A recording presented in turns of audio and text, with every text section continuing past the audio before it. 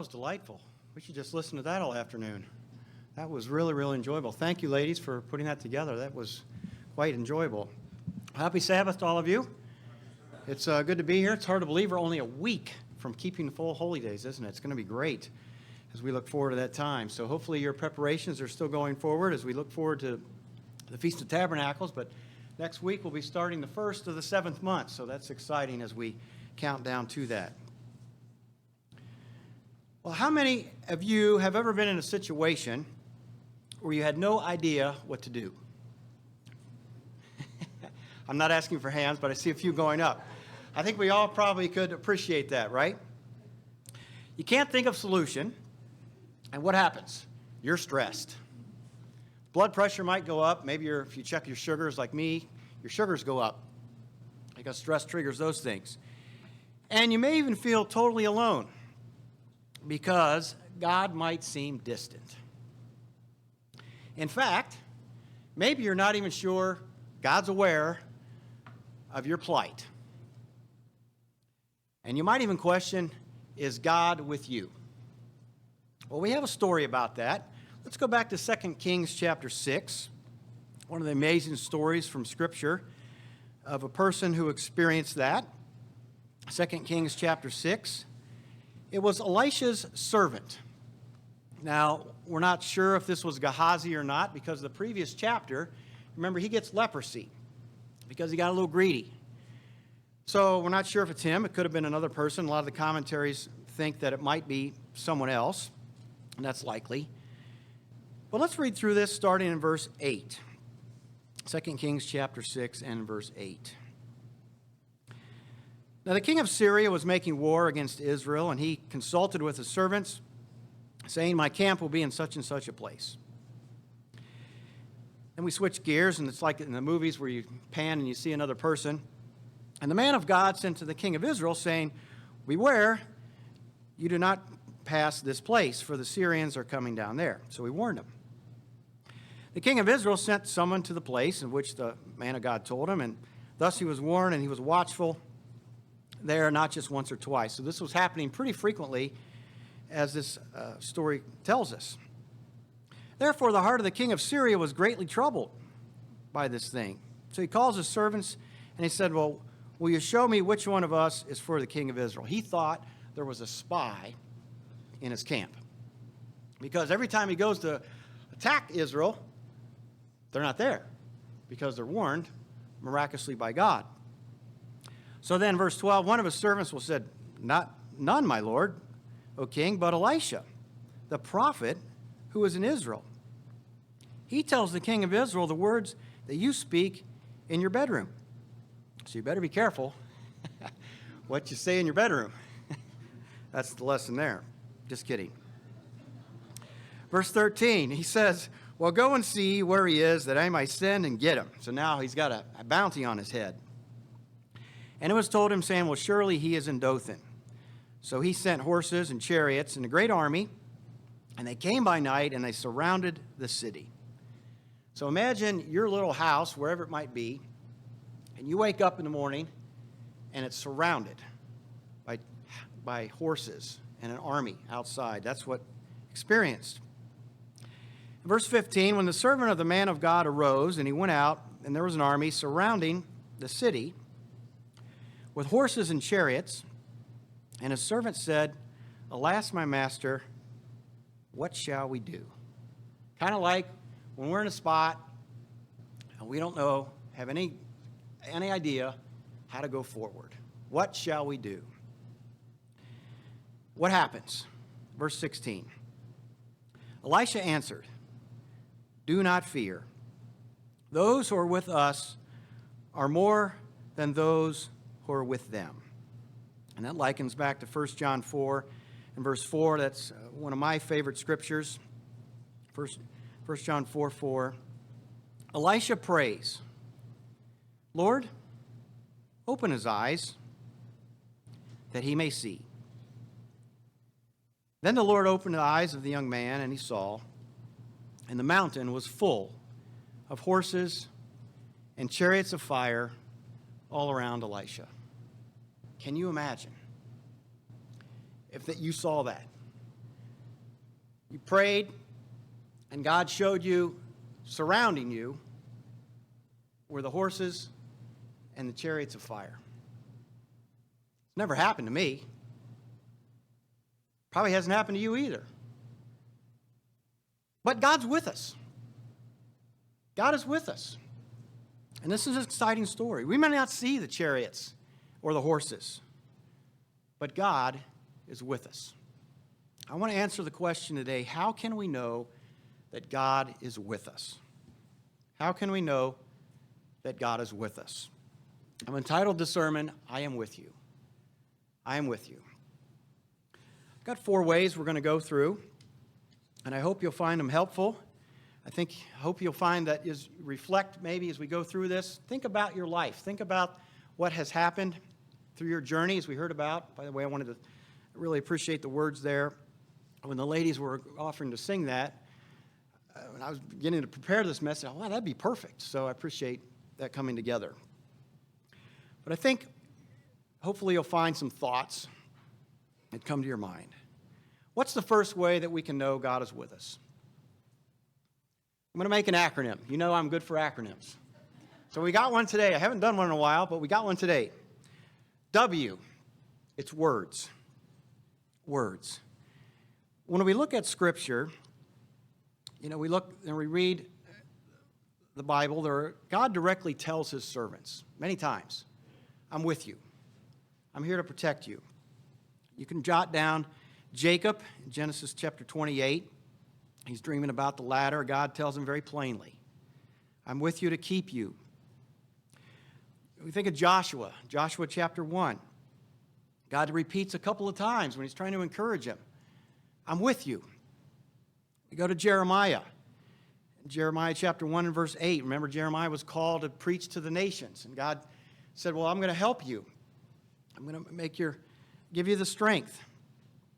But I want to turn over to Matthew chapter 28 and verse 20, because when Jesus Christ came to the earth, he was very emphatic too when he came and gave us the encouragement that we need. Matthew 28 and in verse 20. This is as we come down to the end of the book, and we often will read it in relation to the directive of the church, verse 19. But verse 20 is very encouraging. The last sentence, what's he say? I am with you always, even to the end of the age. I am with you always. And there's a very, very encouraging verse that we often will read at Passover, John 14, verse 18. Christ says, I will never leave you orphans. Never leave you orphans. Now, we don't have people that come up to us and say, like these servants, I'm with you. We don't have that. So how does God talk to us to tell us that he's with us? It's through our study. It's through our study. When we read. That's why we have so many stories recorded for us from those who have gone before us in faith. I want to go back to Judges chapter 6. And I want to pick up the story of Gideon. We just finished reading Judges in the Bible reading program. I like the book of Judges a lot. We were just talking on the way here that it's a big time span for the book of Judges. I didn't realize it covered almost 400 years approximately. And that really helps me understand why there's some of the comments that are recorded there. But let's go to Judges chapter 6, and we'll look at the story of Gideon. Let's look at verse 11 in Judges chapter 6. It says, Now the angel of the Lord came and sat under the terebinth tree, which was in Ophrah, which belonged to Joash, the Abiezrite, while his son Gideon threshed wheat in the winepress in order to hide it from the Midianites. Now I want to pause there a minute. What's going on in Israel at this time? Well, he's threshing wheat in a hiding place. Usually when you thresh wheat, it'd be like this stage here, and they'd throw it up, and it's very open because it's a joyous event. Well, he's hiding it because otherwise it'd be stolen. The Midianites would come in, and they would just pillage the land, and there'd be nothing left for them to eat. So he's doing this in secret. And it's interesting because this angel is capitalized, so we know it's Jesus Christ. Verse 12. The angel of the Lord appeared to him, and he says, "The Lord is with you, you mighty man of valor." I find that very sarcastic because here he's hiding. He's trying to make his food, and this guy comes and says, "Well, the Lord's with you." But it's encouraging, isn't it? Jesus Christ is very aware of where we are and what we're doing and what our life is experiencing. He says, well, verse 13, "Well, Lord, if you're with us, why has all this happened?" Valid question. Where are all the miracles which our fathers told us about? Did not the Lord bring us up from Egypt? But now he's forsaken us and delivered us into the hands of the Midianites. Verse 14, the Lord turned to him and said, "Go in this might of yours, and you shall save Israel from the hand of the Midianites. Have I not sent you?" So twice, in just a couple of minutes, Gideon's told God's with him. God is with him. Now, the amazing part of Gideon is he didn't believe it, right? Because we have the fleece test. First, not once, but twice. He says, "Well, God, I'm not into this," right? So he says, "Well, let me test you. If you can make the fleece or the dew on the fleece show up, then I'm with you," right? He didn't like that one. It wasn't enough for him. So the second time he says, "Well, put the dew on the ground, and then I'm into this program." God is very patient with Gideon, even though Gideon had been told directly that God was with him. So let me ask a question. Have you ever been like Gideon? Have you ever been told through reading of God's words, been strengthened, maybe through prayer, and yet you need the reminder? I'm not totally with you here, God. Show me. Show me the fleece. Maybe you're puzzled about a situation and you prayed for an answer, and it hasn't quite been validated yet. Has that been you? I want to share a personal example on a lot of the points I'm going through today because I hope it will help you understand to look at circumstances in life and to find God in those events. So this example here under words goes back to a time when the boys were both young. Brian was 6 and Nathan was in 6th grade, and Nathan was in 4th grade. And we'd gone to the feast in Florida.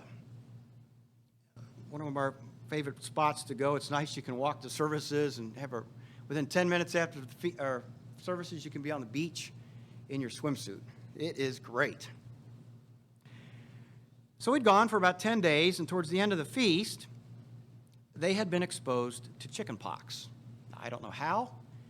I couldn't recall the exact circumstances, but they were exposed. And it was pretty concerning because many of you know chicken pox can last a long time. It can be a couple weeks. So here we'd missed 10 days for the feast for Brian, and now we have this potential problem. So we prayed. We asked God to intervene in the situation and direct us through it. And then Cynthia read Psalm 91 and verse 3. Let's go back there. Psalm 91 and verse 3. It was kind of fun preparing this message because we got to talk about a lot of stories from life. Figure out which one would fit. Psalm 91 and verse 3. Maybe this has happened to you. We read, "Surely he shall deliver you from the snare of the fowler and from the perilous pestilence." Now that seems like a pretty simple little verse, doesn't it? But you know what? It was several years later that the chicken pox came. Wasn't then, several years later. And it worked out that the timing when we got it, never was a good time to get sick. But they were able to be off school without any complication. So again, I guess share these because I know you have stories too, where you've read something, maybe you've been praying and God drops a nugget in your mind to show you He's with you in life. He's with you in life. Reading God's Word, we knew exactly that God was with us. No doubt that He was going to guide us and help us go forward. Let's look at point number 2. The letter I. You can probably already figure out where I'm going. Interactions. Interactions. Sometimes we may not believe that God has actually spoken to us through what we read. Again, we all struggle with being human, right? Doubt, uncertainty. And so sometimes God may show us through an interaction with someone else. What do I mean by that? I'm going to give you a couple references. We're not going to turn to these. I'm going to go back to another story. But jot down Genesis 21 and verse 22. Abimelech recognized that God was with Abraham, told him very directly. A similar situation in Genesis 26 and verse 28 regarding Isaac. 2 Chronicles 15, verse 1 and 2, Azariah told King Asa that God was with him. But let's go back to Gideon again. Let's go back to Gideon in Judges chapter 7. Interactions. Judges chapter 7. God had just gone through the sign of the fleece with Gideon. Now Gideon has mustered an army. Let's start, in verse 1 through 2, he musters the army. Then let's begin in verse 3. He says, "Therefore proclaim in the hearing of the people, saying, whoever is fearful and afraid, let him turn and depart at once from Mount Gilead. And 22,000 of the people returned, and 10,000 remained." So put yourself in Gideon's shoes. Here you are, you're trying to fight against your enemy, and God's given you the grace and favor, and you muster the army, but 22 of your 32, I'm out of here. Just like that. I'm out, I'm gone, see you later. How are you feeling if that happens to you? As a military leader, you're pretty concerned. She's got 10,000 left, right? Let's continue. Verse 4. The Lord said to Gideon, well, the people are still too many. Bring down, still too many. Bring them down to the water, and I will test them for you there.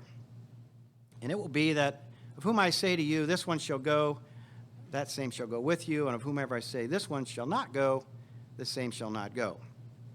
So he brought them down to the water, and the people said to Gideon, everyone who laps from the water from his tongue as a dog, you shall set apart. Likewise, everyone who gets down on his knees to drink. And the number of those who lapped, putting their hand, was 300, and the rest of the people got down on their knees to drink. And the Lord said, by 300, I will save you. So now, we go from 10,000 down to 300. That's a little scary if you're Gideon. But remember, he who's with us is greater than he who's with them, right? Let's go down to verse 9. It happened on the same night that the Lord said, arise and go down to the camp, or down against the camp. I have delivered it into your hand. Again, reassurance for Gideon. If you are afraid to go down to the camp with Purah, your servant, and you shall hear what they say. Afterward, your hands shall be strengthened to go down against the camp. So God knew his heart. God knew what's going on in his mind, and he still gives him an opportunity to be encouraged. So he went down. Verse 12, the Midianites and the Amalekites and all the people of the east were lying in the valley as numerous as the locust. And their camels were without number as the sand of the seashore in multitude. Now, I find it quite striking that first they were able to get into the camp. And then they were able to get close enough they could hear them talking around the campfire. Let's continue. When Gideon had come, there was a man telling a dream to his companion. So you have to be pretty close to this group, right, to hear this conversation, unless God magnifies the conversation, which he could have done. We don't know. He said, well, I had a dream, and to my surprise, a loaf of barley bread tumbled into the camp of Midian. It came to a tent. It struck it so that it fell over and overturned, and the tent collapsed. And you can picture this, right? The armies, they're drinking, they got the fire going, and they're just telling stories, right? Because the next day they're thinking, well, I'm going to conquer Israel. Bravado going on. You can see this visual. What's he say? Well, his companion answers and said, this is nothing else but the sword of Gideon, the son of Joash, the man of Israel. And into his hand God has delivered Midian and the whole camp. And they're probably laughing and taking another swig, right? And they're thinking, what's the possibility? What could go wrong, right? What could go wrong? And so it was when Gideon heard the telling of the dream and its interpretation that he worshiped, returned to the camp and said, arise, for the Lord has delivered the camp of Midian into your hand. An interaction. Not a direct one, but interaction. God allowed that conversation to take place so that Gideon could know that God was with him. That's amazing. Has that happened to you? Have you had a conversation with maybe a colleague at work or maybe someone here? Maybe you're out at the grocery store and just someone comment just comes out of the, whoa. And it just strikes you because maybe God used that person as the messenger to strengthen you. Those things happen. I'm not saying that you have to look at it every moment in life. That's not my point, but they do happen. Interactions like that occur. God allows those things for our benefit. So let me share another example. Last year, when we were attending the feast, Nathan had one class that had two tests. It had a midterm and a final. Guess which test came during the feast? Midterm. So we start the conversation. Nathan has a conversation with the professor very early on. Hey, can we work something out? Can I take it ahead of time? No. Can I log in during the feast through a secure portal? Because the professor was quite concerned that there would be cheating. Whatever. I mean, this is 2023. Let's get real, people. But anyway, no was the answer. Well, so we sent the excused absence form, that's signed. And the teacher poked around on the website and saw there's a feast site in Cincinnati. I'd like for you to come back and take the test. Well, we were headed to Branson. There's no way I'm driving 10 hours back from Branson to take a test. So again, we prayed about it, asked God to intervene. And then we left for the feast. It wasn't going to happen, so we thought, well, God will help us through it. During the feast, another classmate got COVID. So now, it's not just Nathan. There's two. The professor was still unwilling to yield. Okay, that's fine. God's got it, right? So now we have another student. We felt at the time that it was God, again, allowing it so he would not be alone, because now another student has to take the same circumstances. A couple weeks after the feast, Nathan got an email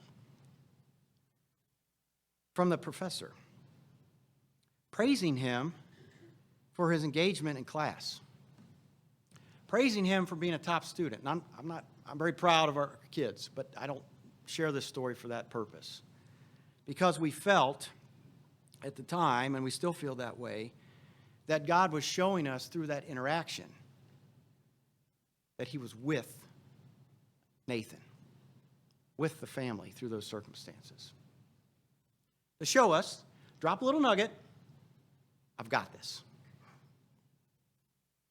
Now, we came to the end of the class, and he took the final, and they did very well in the final, and the class went extremely well.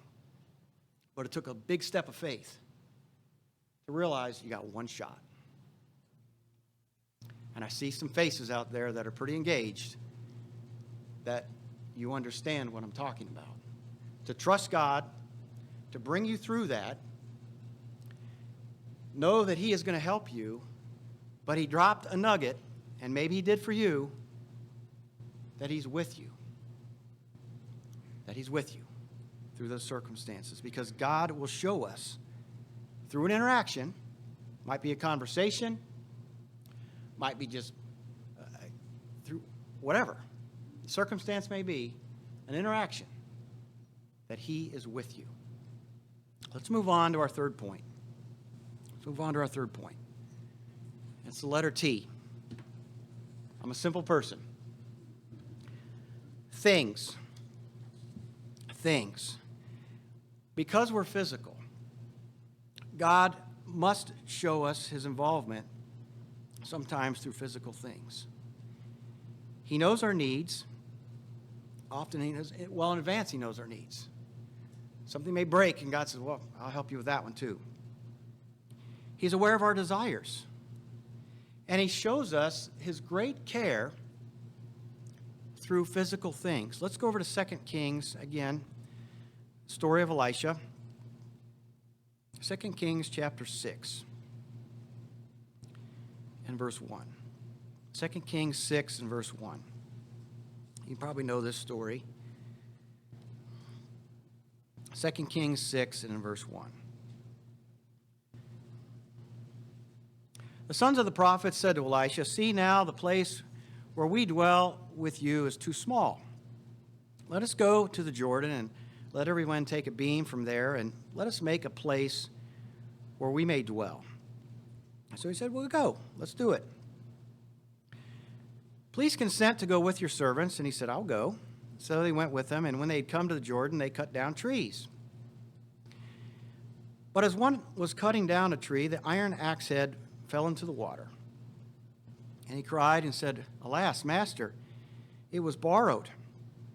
Now, if you've ever borrowed a tool, it's nice not to invest in them, but you want to take care of it because you want to return it and try to return it in better shape than when you borrowed it. But what happens? It plunks into the water. Now, if you've ever gone swimming in a lake, the lake is usually pretty dark. Depends on where you are. And where you dropped it might not be, in most cases, where it lands on the bottom. Because it kind of wiggles and does stuff as it goes to the, and then it falls in the, kind of like you drop something, even in a bathtub, it'll do the same thing. So the axe head sinks. And it's a borrowed tool. And what are you going to do? You've got to take it back. Or you have to replace it. Let's read. The man of God said, well, where did it fall? So he showed him. He cut off a stick. He threw it in and made the iron float. He said, pick it up for yourself. So he reached out his hand and took it. God made the axe float.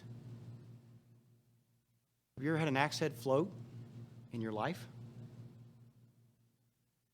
Have you lost something? Maybe it was an heirloom. Piece of jewelry. Keys. Wallet. No idea where it's gone. Retraced your steps. Can't find it. Take it to God. Has it ever floated and just appeared? We've had it happen a few times in our life. Just floats. It appears. Maybe it's been a couple days and you can't find it. Something lost. Maybe it's a decision and you've wrestled with it for a week, 2 weeks, and just something pops in your mind. oh, that's a really good idea. God dropped that. That's an axe head floating. It's an axe head floating. Maybe it's a relationship.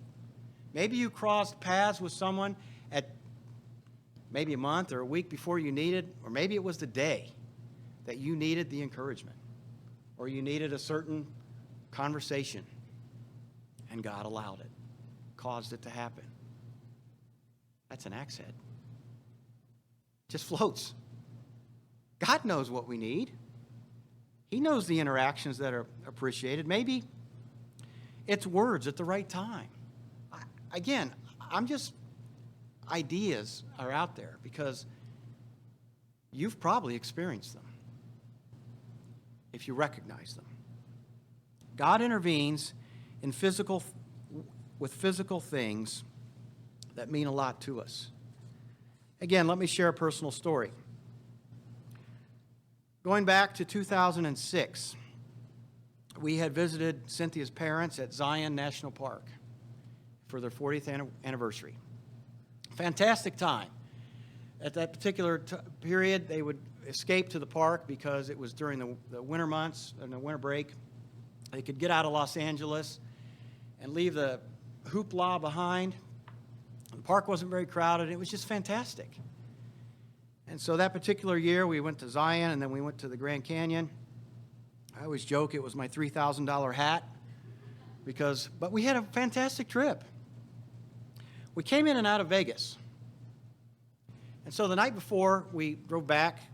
We drove back that day, and we had an early flight the following morning. It was the last day of the year we were flying home. And we ate dinner, and then we decided to walk the Strip for a little bit. That was a little more when Vegas was more family-friendly. It's changed quite a bit since then. And so let's walk the lights and see a little bit. We went to bed early. We got up the next day, and we took our flights, and we flew home. We arrived home. We started unpacking, and the camera was not there. Oh, wow, really? All the pictures, wonderful family time we'd shared, gone. And then I remembered. The night before, I'd placed the camera in the nightstand between the two beds. Now, that doesn't seem like a big deal. But our plan as a family at that time was I'd get the luggage, and Cynthia'd get the kids, and she'd check the room. I didn't communicate, and we're good at not communicating, men, that I had taken the camera out of the backpack and placed it in the nightstand. And so when Cynthia went to check the room, it wasn't even on the radar. So what do we do? Well, the first thing we did was prayed. Help us. The circumstances, well beyond our control, right? We prayed as a family, and then I called the hotel. We're sorry, sir. That room's been occupied since you've left. We cannot enter the room. Oh. Say a quick prayer on the phone. A little more emphatic. Could you please reconsider? And go back. I'm certain it's there. She wasn't very responsive. We concluded the call, and I'm thinking, oh boy, we've lost it. It's gone. So we ate dinner, started the bedtime routine. At that time, we try to be positive as parents. About 2 hours go by, and I call back. I thought, well, I'm going to check. Hotel clerk answers, well, I spoke with my manager, and we decided to go check the room.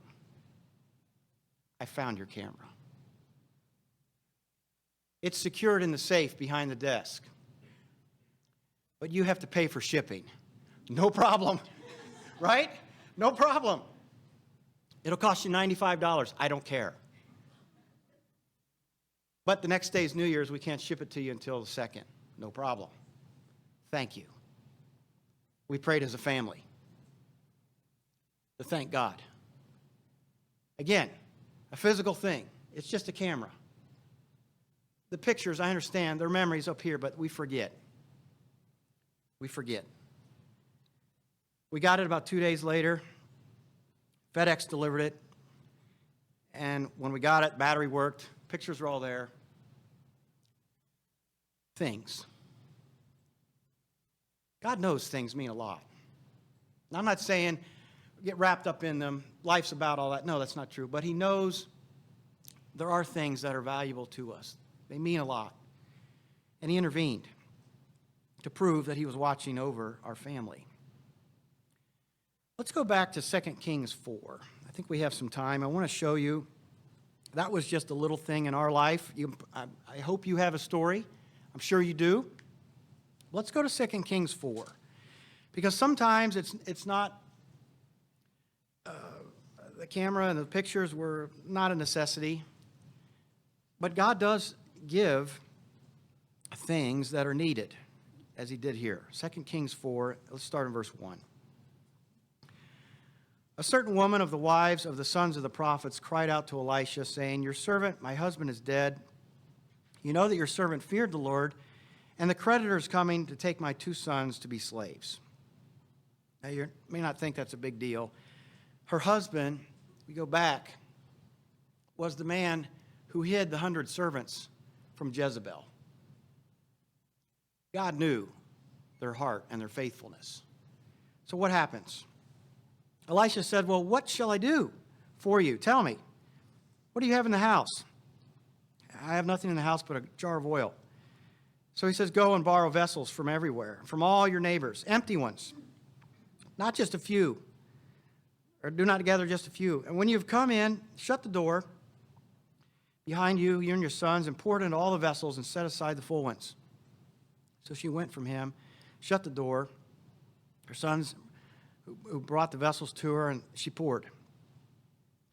It came to pass when the vessels were full that she said to her son, "Bring me another." He said, "Well, there are no more." She came and told the man of God, and he said, "Well, go sell the oil, pay your debt, and you and your sons live on the rest." God provides. God provides. He shows us he's with us through things. Now, maybe you wait till the last minute. That's a lesson there, too, that God has perfect timing, and we have to learn to trust those things, but he provides. He gives things. I won't read it, but you can jot it down. It's Psalm 37 and verse 25. It's a promise that's written through David that he does not abandon his children. God shows through things that he is with us. Let's go on to point number 4.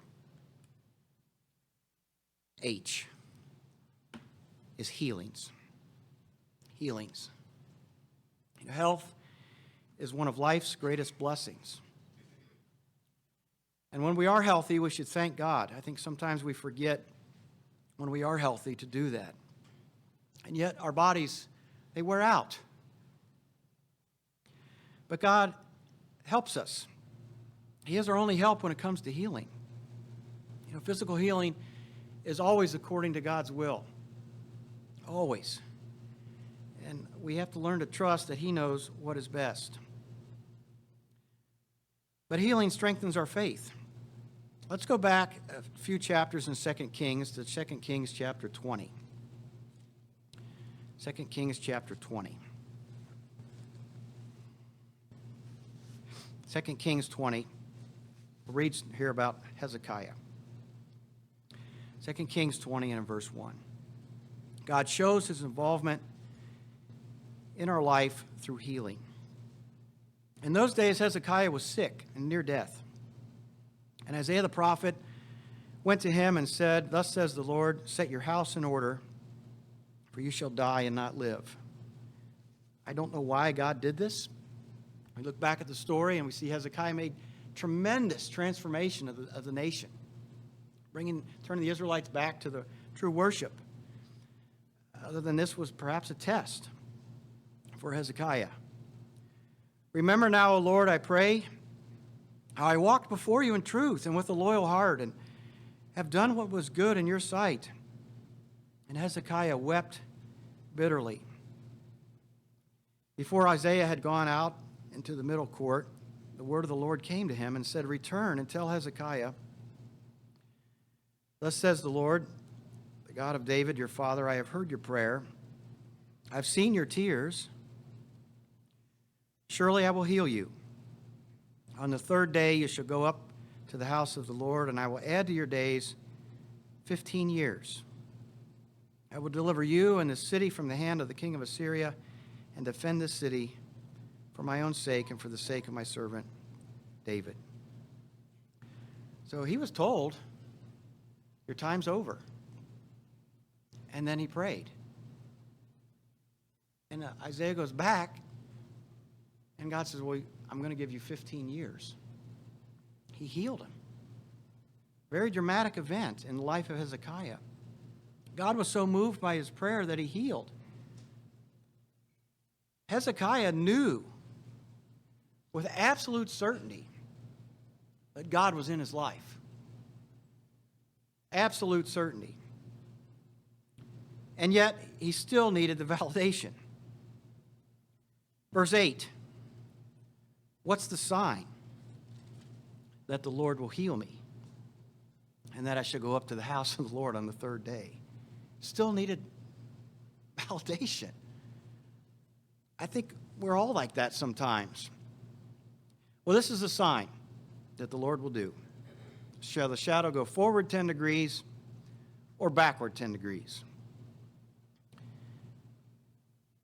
So Isaiah the prophet cried out to the Lord. He brought the shadow 10 degrees backward.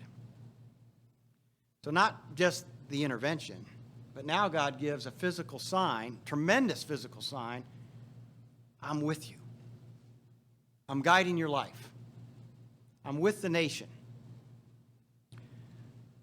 What's your story? What's your story? I bet you have more than one. What's your story? Each of us has one. Now you may say, well, why have I not been healed? And that's a very valid question. I've had health problems I'm dealing with for so long. Why hasn't God healed me? God's healing isn't always in the physical. Now, God's healing is not always in this life. What did he tell Paul? Let's go back to 2 Corinthians chapter 12. What did God tell Paul? 2 Corinthians 12, verse 9. He said, my grace is sufficient for you. But I think more powerful part of this verse is the last statement. My strength, that is God's strength, is made perfect in weakness. God sometimes allows us to experience those things to show his power. Not just to us, but to maybe the others that are around us. To see how we're handling it. To see how we acknowledge God's involvement and his power. God can heal in other ways besides the physical body. He heals mentally. He heals emotionally.